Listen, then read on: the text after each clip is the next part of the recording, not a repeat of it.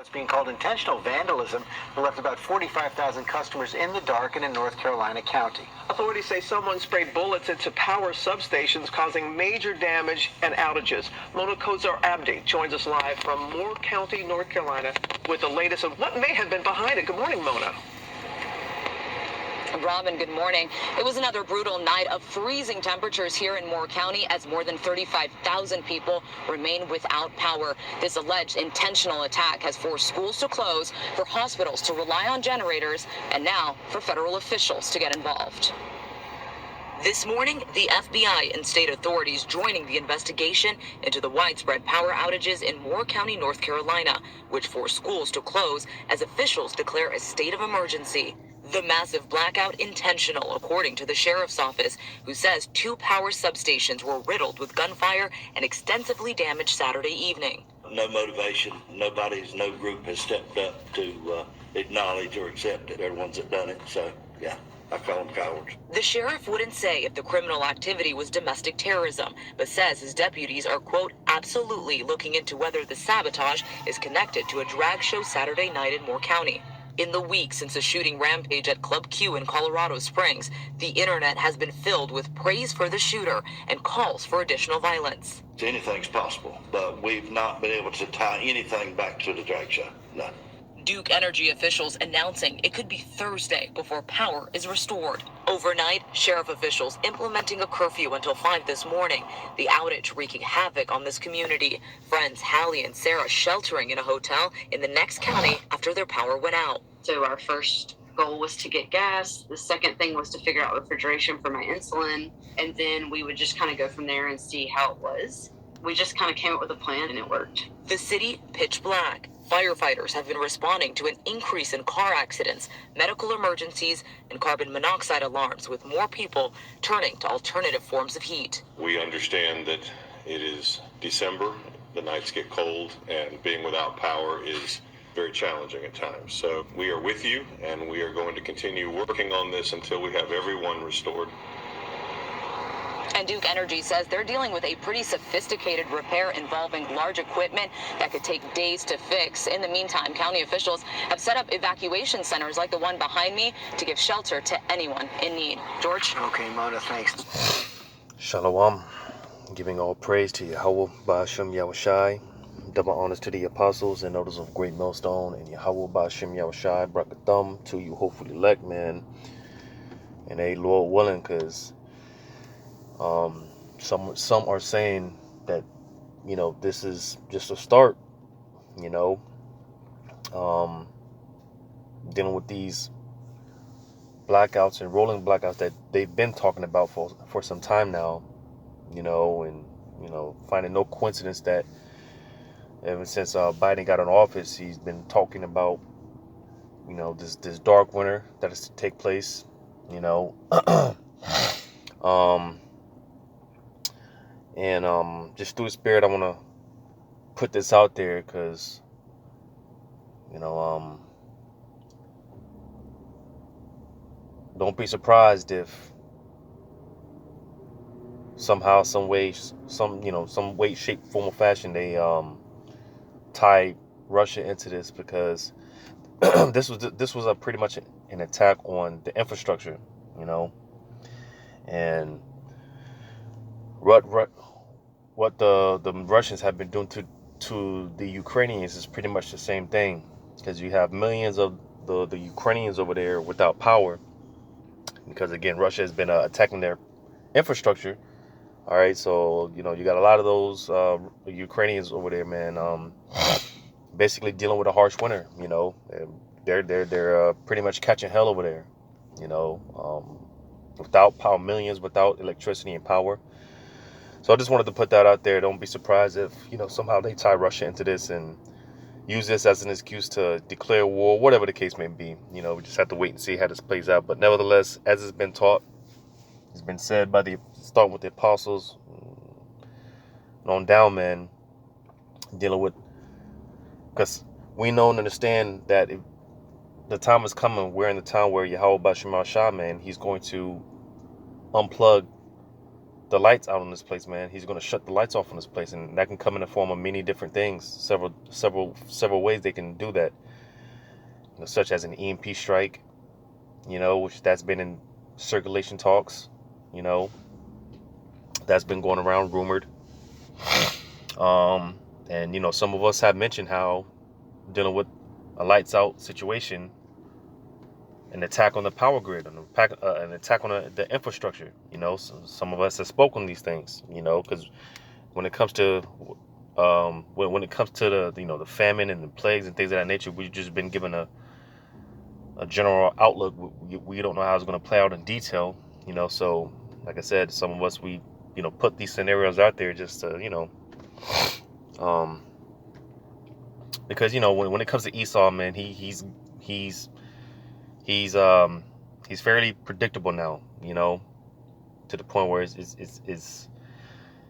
it's laughable, he's so predictable, so this could be one of those things, but dealing with this these substations that were attacked.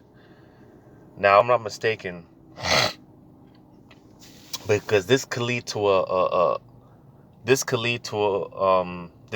have a real domino effect, so this isn't really no light thing, because this could lead to a cascade of events, and because I was saying, if I'm not mistaken, I believe as far as these substations, I think they have like over, I think it's somewhere close to, it's between 40 and 50,000 of these substations spread throughout Babylon.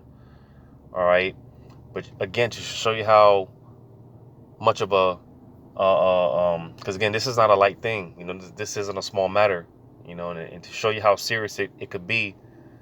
Again, they got roughly 40 to 50,000 of these substations spread abroad Babylon, right? Well,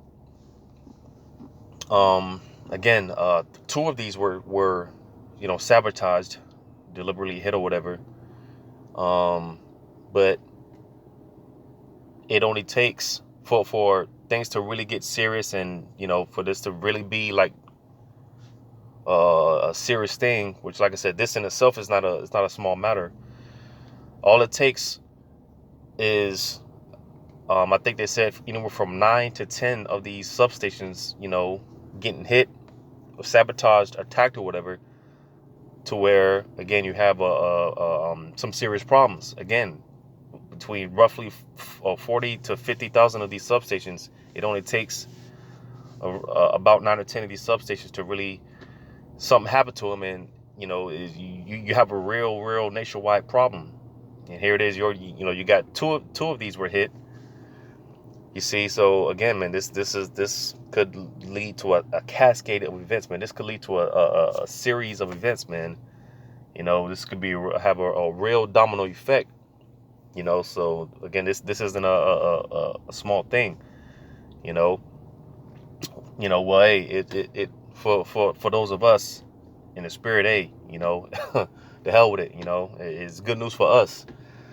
But nevertheless, because again, this is going to lead to a series of events, man. Again, because with the lights go out,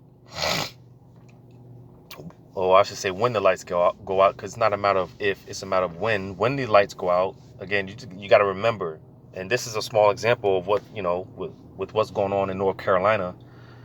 Hospitals being affected, curfews, and, schools being shut down, right? But even more so, again, just the fact that you don't have power or electricity, people won't have, they won't be able to access their bank accounts, the funds in their accounts, access, people won't be able to go to ATMs, and it's just going to be a real bad situation for the common citizen out here in Babylon, man, which this will lead to, because they said that it's going to take a few days for basically for the power to get back up. All right. Well, like I said, because again, some are saying that this is just a start of these attacks or whatnot. So we'll just wait and see. But nevertheless, again, the more and more these substations get hit, more and more the infrastructure gets hit, it's going to take a lot longer than some days, because stuff like this, depending on how bad it is, it can take weeks and months in some situations for the power to get back, And hey, a few days without power, people are going to start losing it. And I was going to make the point how, hey, a few days without power, electricity is where you're going to have an increase in looting, rioting, and as the scriptures talk about, man, people traveling from place to place, looking for goods, looking for resources. It's just going to get real bad, man. And it's going to get real scary, So, hey, like it tells you in Second Esdras, man, how Yahweh Shemal Shai is bringing the plagues like he did in ancient Egypt. He's bringing the plagues back, to modern day Egypt, which is America. And one of those plagues being that darkness. And when you read in the account in the Wisdom of Solomon, man, going into what the ancient Egyptians, the hell that they went through, all right, it's described. It was described as a long night, man. Those Egyptians, they caught pure hell. And hey, it's nothing for the Lord to open the fourth dimension, all right. When there is a lights out event, it is nothing for the Lord to open the fourth dimension, and it'll be like, for those that seen that movie, The Mist, it's nothing for the Lord to make that a reality, man. Seeing all type of crazy shit, man. Because it's going to get scary. It's going to get real scary out here real soon. In a hot second, it's going to get real scary. Things are going to get crazy, And only the elect are going to be protected. Only the elect are going to be preserved. Because like in ancient Egypt, when you had the Egyptians catching hell, nevertheless, the Israelites, they had light. They had light. And unlike back then, this time the Lord's not going to save all Israel, and only the elect are going to have that light, so to say, in this time, this wisdom, knowledge, and understanding. All right, only the elect, and more specifically the brothers, man, the elect brothers are going to have that light. All right, you see, because the brothers was talking about this the other day. We went out to teach on Sunday, going into that movie, which I plan to watch. Lord willing to get around to it. This movie, Troll on Netflix. The brother was talking about how, basically, and because when we and this is described, this is how we are described, because it's things that we talk about, the things that we believe, the things that we speak. While everything is good now, we look crazy, we look insane, right? Well, hey, when these things become a reality, hey, we're going to be the same ones, Lord willing, we're going to be the ones that, are going to be in our right mind while everyone else is freaking out and bugging out, man. We're gonna be the same ones when it's all said and done, and these things are when it's actually going down out here. But I'm gonna read this in additions to Esther 11. I'm gonna start at verse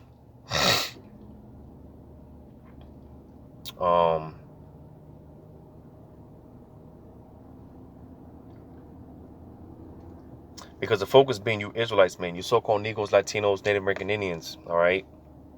The other nations, they're just, extras in the movies. They're just casualties of war, Jacob's trouble is exactly that. It's trouble for you Jakes, all right? So you're the focal point, all right? So I'm going to get this, and because this was during a time where, Jake was catching hell, all right? Because you see, in that time, there's going to be a lot of confusion, Again, when the lights go out and things turn up out here, hey, there's going to be a time of great confusion. People are going to try to figure out what the hell is going on, and it's going to be it's just going to be crazy, I'm going to get this in additions to Esther 11 and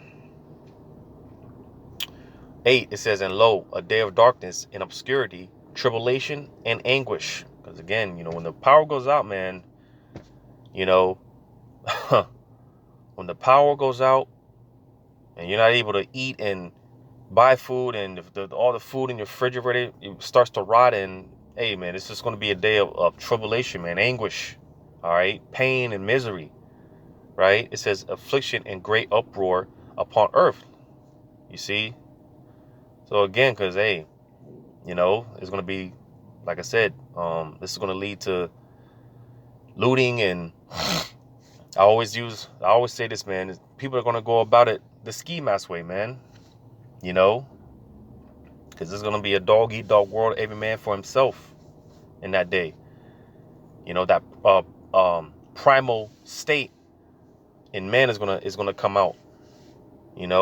That survival, that survival mode is gonna come out.